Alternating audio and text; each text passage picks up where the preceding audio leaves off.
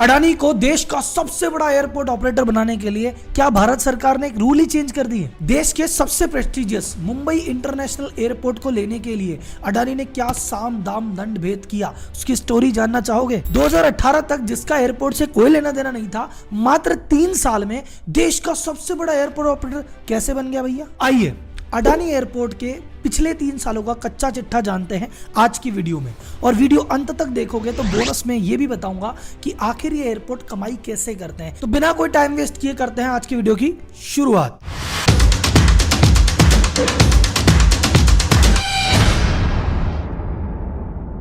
हर चौथा भारतीय जो एयरपोर्ट से सफर करता है अडानी के एयरपोर्ट से गुजरता है। पैसेंजर मार्केट का 25% शेयर है अडानी जी के पास। और आदमी छोड़ो, माल की बात करते हैं, 33% जो एयरपोर्ट के थ्रू कार्गो हैंडल होता है आपके अडानी जी हैंडल करते हैं। और 3 साल पहले तक इनका कोई लेना देना नहीं था, तो पिछले 3 साल में क्या क्यों कैसे किया जानते हैं डेट बाय डेट। तो कहानी शुरू होती है फरवरी 2019 से। भारत सरकार ने कहा कि भैया हमें 6 ऐसे एयरपोर्ट हैं जिनके ऑपरेशन, मेंटेनेंस और डेवलपमेंट के लिए हमें प्राइवेट प्लेयर्स की जरूरत है। हम नहीं संभाल रहे भैया, कोई प्राइवेट प्लेयर आता है तो संभाल ले भैया। वो 6 एयरपोर्ट थे, जयपुर, लखनऊ, मैंगलोर, तिरुवनंतपुरम, गुवाहाटी और अहमदाबाद। तो जब ये 6 एयरपोर्ट की नीलामी हुई तो टोटल 57 कंपनियां आगे आई बोली लगाने के लिए कि हम लेंगे। लेकिन 57 में से 56 कंपनियां देखती रह गई और मात्र एक कंपनी ने 6 के 6 एयरपोर्ट ले लिए, और वो किसकी थी? परम पूज्य अडानी जी की। अब जो 57 कंपनियों में से 56 कंपनियां हाथ मलती रह गई, एक कंपनी सब कुछ ले गई, तो आपको लग रहा है दाल में कुछ काला है, पर उतना काला नहीं है। अडानी जी मूड में थे, बोले भाई साहब कोई आके दिखाए। इतनी भारी बिडिंग की, आप स्क्रीन पे चार्ट देखो साहब। मैं बात करता हूं जयपुर की, जयपुर से बिलोंग करता हूं तो जयपुर की बात करता हूं। जयपुर के लिए जीएमआर कहता है मैं 69 रुपए आपको पर पैसेंजर गवर्नमेंट को देने को तैयार हूं। ऑटो स्ट्रेट करके कहता है मैं 48 दे दूंगा। आई इन्वेस्टमेंट कहता है मैं 72 दे दूंगा। अडानी कहता है मैं दूंगा 174। इनके आसपास भी कोई नहीं है भाई साहब। मैंगलोर एयरपोर्ट को देखो एक बार, जीएमआर कहता है मैं दूंगा 18 रुपए पर पैसेंजर। दूसरी कंपनी कहती है कोचीन इंटरनेशनल हम देंगे 45 रुपए पर पैसेंजर। बाकी किसी ने तो अप्लाई भी नहीं किया। अडानी बोलता है मैं दूंगा 115 रुपए। जब बाकी दुनिया के कंपैरिजन में 2 गुना, 4 गुना, 5 गुना रेटे फेंकेगा तो भैया इनको ही मिलेगा और किसको मिलेगा। तो आपको समझ में आया कि दाल में काला नहीं था, लेकिन भैया दाल इतनी भी साफ सुथरी नहीं थी। इनको मिले उसके लिए कुछ 2-4 नियमों में बदलाव किया गया था। वो बदलाव नहीं होते तो अडानी जी के बस की नीति ले लेते। अब किन नियमों में क्या बदलाव किया वो जानते हैं। पहला बदलाव, पहले एयरपोर्ट के प्राइवेटाइजेशन के लिए शर्त थी कि भैया उस कंपनी को एयरपोर्ट चलाने का पहले का अनुभव होना चाहिए। अडानी जी को तो था ही नहीं, तो अगर ये शर्त रहती तो अडानी जी तो अप्लाई नहीं कर पाते। तो पहला नियम बदला, तब जाके वो अप्लाई कर पाए। दूसरा नियम, एयरपोर्ट अथॉरिटी ऑफ इंडिया का खुद का एक नियम है कि किसी भी एक व्यक्ति या एक कंपनी को एक ही बिडिंग में 2 से ज्यादा एयरपोर्ट नहीं देंगे। पर अब की बार ये नियम छोड़ दिया कि नहीं, 2 की बात नहीं है, जो जितना अप्लाई करे ले जाओ भैया, हम थोड़ी मना करेंगे।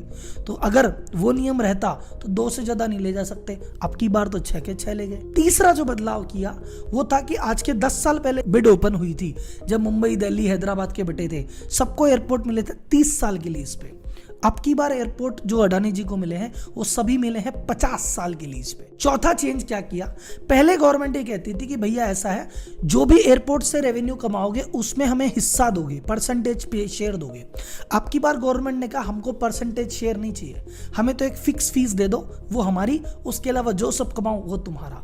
तो ये 4 नियम अब की बार बदले गए हैं, और इन नियमों की वजह से अडानी जी अप्लाई भी कर पाए, 6 के 6 ले पाए, 50 साल के लिए ले पाए, और सारा प्रॉफिट खुद रख के एक बेसिक से फीस देने वाले हैं। अब ऐसी बात तो नहीं है कि भैया इतना खुल्लम खुल्ला खेल हो जाएगा और भारत सरकार को खबर भी नहीं लगेगी। जब मीडिया में ये सवाल अलग अलग मंत्रियों से पूछे गए तो उन्होंने सबके तर्क भी दे दिए भाई साहब। अब आप मुझे बताना ये तर्क कितने लॉजिकल है और कितने इलॉजिकल है। पहला तर्क, हरदीप पुरी जी जो थे उन्होंने तर्क दिया, बोले देखो बात ऐसी है कि एयरपोर्ट चलाने का अनुभव है ही 5-6 कंपनियों को, और अगर हम ये नियम बरकरार रखेंगे तो वही 5-6 कंपनियां घूम फिर के आएगी, फिर उनकी मोनोपोली हो जाएगी। तो हम उनकी मोनोपोली तोड़ने के लिए हर नई कंपनी को आने देना चाहते हैं, इसलिए अप्लाई किया। क्योंकि अगर नहीं करेंगे तो फिर ये 6 ही कंपनियां करती रहेगी। अब ये तर्क कितना लॉजिकल है या नहीं है, ये आप मुझे कमेंट बॉक्स में बताना। फिर उनसे दूसरा पूछा कि अरे भैया एक बात बताओ, जब 2 एयरपोर्ट का रूल था तो 6 क्यों दिए? तो उन्होंने कहा इसका जवाब भी सुनो। ये 2 एयरपोर्ट का रूल जब बनाया गया था पूरे देश में 15 ही तो एयरपोर्ट थे। तो 2 रूल इसलिए बनाया कि कोई एक ही कंपनी सारे के सारे एयरपोर्ट लेके ना बैठ जाए। पर अब तो भारत में 107 एयरपोर्ट है। अगर ये 2 वाला रूल लेके चलेंगे तो भैया 55 कंपनियां कहां से लाएंगे संभालने के लिए, संभालना डिफिकल्ट हो जाएगा। इसलिए 2 वाला रूल छोड़ दिया हमने। तीसरा सवाल पूछा कि एक बात बताओ भाई साहब, उनको 30 साल दिया, इसको 50 साल क्यों दिया? बोले उनको जो 30 साल दिया था वो मेट्रो सिटीज में दिया था। मेट्रो सिटीज कौन सी? दिल्ली, मुंबई, बैंगलोर, हैदराबाद। बोले यहाँ तो ऑलरेडी काफी समय से चल रहे हैं और प्रॉफिट में चल रहे हैं, तो उनको 30 साल के लिए दिया। अब ये जो उन्होंने नए 6 एयरपोर्ट के लिए अप्लाई किया है, ये तो छोटे छोटे जयपुर, मैंगलोर, इनमें तो कहाँ ट्रैफिक, अभी तो लॉस में है। तो 10-15 साल तो इसको प्रॉफिट में आते आते ही लग जाएंगे, तो तभी तो ये आदमी इन्वेस्ट करेगा, इसलिए 50 साल दिया। चौथा लॉजिक पूछा कि यार एक बात बताओ, बाकी एयरपोर्ट जितने भी चलते हैं दिल्ली, हैदराबाद, वो तो परसेंटेज पे चलते हैं, यहाँ पे आपने पर पैसेंजर फीस क्यों की? उन्होंने कहा हमने इसलिए की थी क्योंकि जिन कंपनियों को ये हमने दिया था वो कंपनियां अपना रेवेन्यू कम दिखाती थी। मान लो 100 रुपये कमाती थी, अब उनको हमको 40 रुपये देने हैं, वो कहती थी रेवेन्यू ही 50 रुपये हुआ, तो कम रेवेन्यू दिखाती थी, हमको कम मिलता था। और हम कहाँ इनका हिसाब करने बैठे, इसलिए हम तो फिक्स फीस लेंगे और मस्ती से सोएंगे। तो ये 4 कारणों से इनको मिला है और ये 4 गवर्नमेंट के तर्क हैं। कितने सही या कितने गलत, ये आप मुझे कमेंट बॉक्स में बताओ। अब आते हैं वीडियो के दूसरे सबसे महत्वपूर्ण और मेरे फेवरेट हिस्से पे कि भैया मुंबई इंटरनेशनल एयरपोर्ट अडानी ने कैसे हथिया लिया। और इसके लिए तो भैया पूरी पिक्चर वाली स्टोरी है, फिल्मी कहानी है, साम दाम दंड भेद सब चला इसमें, तो तब जाके ये चीज आई है। ये कैसे हुई, सुनो ध्यान से। अडानी जी की एंट्री करने से पहले मुंबई इंटरनेशनल एयरपोर्ट की जो हिस्सेदारी थी वो ऐसे थी, 26% एयरपोर्ट अथॉरिटी ऑफ इंडिया यानी भारत सरकार के पास ही था। 74% कैसे बटा हुआ था? 10% लिया था एयरपोर्ट कंपनी साउथ अफ्रीका ने, 13.5% लिया था बिडवेस्ट करके कंपनी है उसने, और 50.5 था जीवीके ग्रुप का, जो कि जीवीके रेड्डी जी जिनके ओनर है। इस प्रकार से ये बटा हुआ था और जीवीके ग्रुप मेजोरिटी होल्डर था, वही चला रहा था, वही पैसे कमा रहा था। अब अडानी जी की नजर पड़ी, अडानी जी ने कहा अगर मुंबई एयरपोर्ट हाथ आ गया तभी जाके मैं असली मुनाफा कमा पाऊंगा और ये 6 एयरपोर्ट लेना सफल तभी होगा। अगर मैंने वो मुंबई एयरपोर्ट हाथ नहीं आया तो कुछ नहीं आएगा। तो भैया वो लग गए कि कैसे भी इसको तो पाके रहेंगे। तो इन्होंने चेक किया कि मार्केट में चल क्या रहा है। तो भैया जीवीके ग्रुप की हालत चल रही भयंकर वाली खराब। इन पे लोन है टोटल 26,500 करोड़ रुपए का और जीवीके रेड्डी जी कह रहे हैं भैया रेवेन्यू कहीं से आ नहीं रहा, तो हम तो धीरे धीरे करके लोन को कम करने में लगे हुए हैं। बेंगलोर एयरपोर्ट भी इन्हीं के पास था, उसका 43% शेयर उन्होंने फेयरफैक्स करके कंपनी को बेचा और बेंगलोर एयरपोर्ट से तो भैया उन्होंने मुक्ति पाई, थोड़ा सा कर्जा वहां पे कम किया और जहां तहां अपनी असेट और प्रॉपर्टी बेचते ही जा रहे हैं ताकि ये कर्जा थोड़ा सा तो कम हो। तो कर्ज में दबे चल रहे हैं जीवीके रेड्डी जी। इनफैक्ट उन्होंने जो इस एयरपोर्ट में 50% इनका शेयर था, उसमें से 25% शेयर तो बैंक के पास गिरवी रखा हुआ था लोन लेने के लिए, 2150 करोड़ का लोन ले रखा था। तो अडानी जी ने कहा भैया देखो अभी अटैक करने का सही समय है, अगले बंदे के पास जेब में पैसे नहीं है, दुनिया भर का कर्जा चढ़ा हुआ है, इस पे अटैक करते हैं। पर इस पे अटैक करने से पहले छोटी छोटी जो मुर्गियां है ना उनको पकड़ लेते हैं। तो सबसे पहले इन्होंने क्या किया, वो जो 10% था ना साउथ अफ्रीका वाला और 13.5 बिडवेस्ट वाला, उन 23.5% को ऑफर दिया कि भैया लो जी 2150 करोड़ रुपए लेते क्या और आपका शेयर मुझे बेच दो, थोड़ा बहुत तो लें, बड़े पे तो हाथ बाद में मारेंगे, पहले तुम तो आ जाओ। तो इनमें से वो डील होने वाली थी, जीवीके रेड्डी बीच में आ गए। उन्होंने कहा अडानी जी नहीं लेने देंगे आपको। क्यों? बोले इनके बीच में कॉन्ट्रैक्ट होता है जिसमें होता है फर्स्ट राइट टू रिफ्यूजल, कि ये दोनों अपना शेयर बेचने से पहले जीवीके से पूछेंगे कि भाई हम हमारा शेयर बेच रहे हैं, पहले आपको अधिकार है, पहले या तो आप ले लो और आप नहीं लोगे तो फिर हम किसी दूसरे को बेचेंगे। तो जीवीके बोला तुमने हमसे तो पूछा नहीं, डायरेक्ट अडानी से डील कैसे, पहले तुमको हम लेंगे।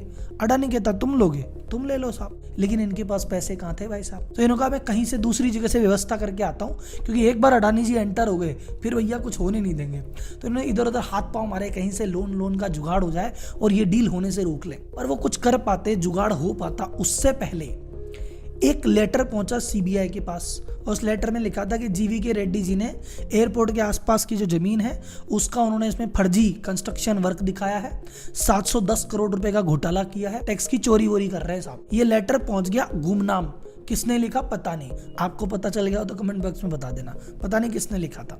वो जैसे ही लेटर पहुंचा अगले दिन सीबीआई की पूरी टीम रेड करने पहुंच गई जीवीके ग्रुप पे। अब जीवीके ग्रुप टेंशन में, अरे भले पहले ही कमाई नहीं हो रही, दुनिया भर का लॉस हो रहा है, दुनिया भर का कर्जा चढ़ा हुआ है, अब ये रेड और हो रही है। तो जीवीके रेड्डी जी के दिमाग में क्या चल रहा है, अरे बोले भाई दुनिया भर का कर्जा पहले ही है, लॉस में कंपनियां वैसी चल रही है, पैसा कहीं से आ नहीं रहा।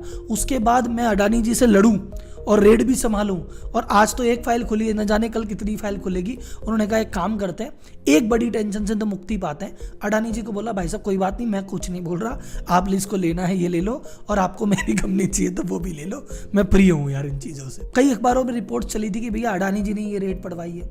कईयों ने कहा था कि भैया ये तो जबरदस्ती खरीद लिया, ये तो दादागिरी है, लेकिन अब जो भी है खरीद लिया भाई साहब।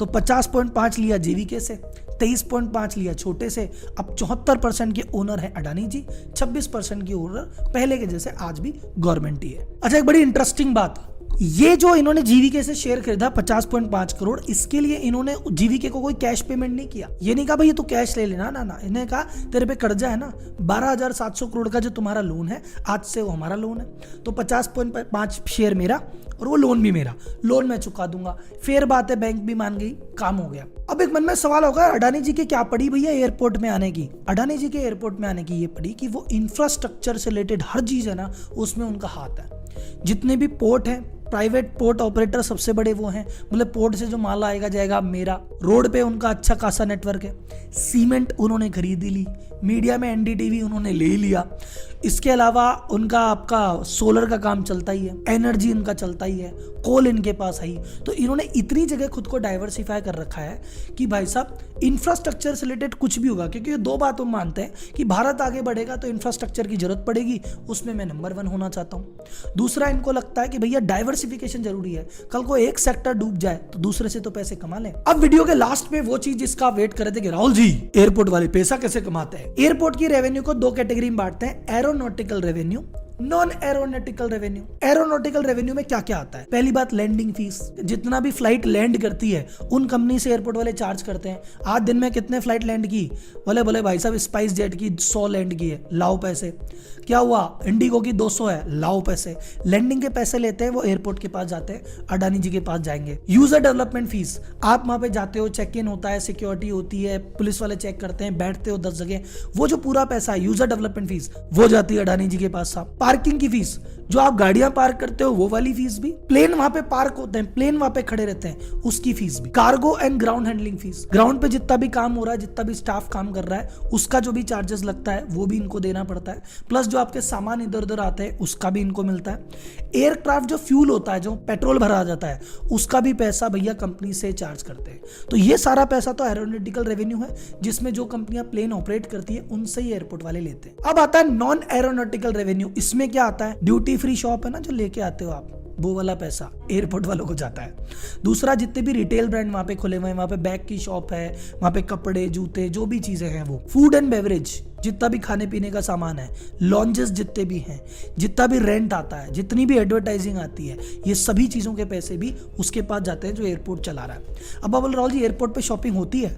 सर मुंबई एयरपोर्ट पे, मुंबई का जो सबसे बिजिएस्ट और सबसे सक्सेसफुल मॉल है, उससे 2.5 गुना सेल मुंबई एयरपोर्ट करता है, इतना पैसा आता है उनके पास। सिर्फ अडानी जी ने मुंबई एयरपोर्ट से पिछले साल 1594 करोड़ रुपए कमाए। अब बोला राहुल जी बहुत पैसा कमा लिया, लेकिन सर उस एयरपोर्ट के चक्कर में इन पे लोन है 20,000 करोड़ का।